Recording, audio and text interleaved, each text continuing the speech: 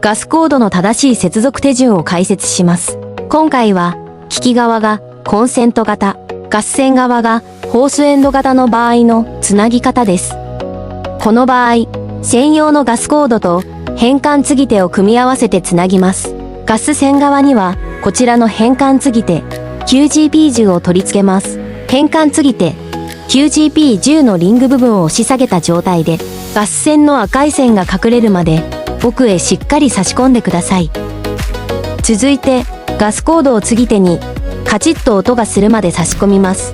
側面に青い線が見えていることを、必ず確認してください。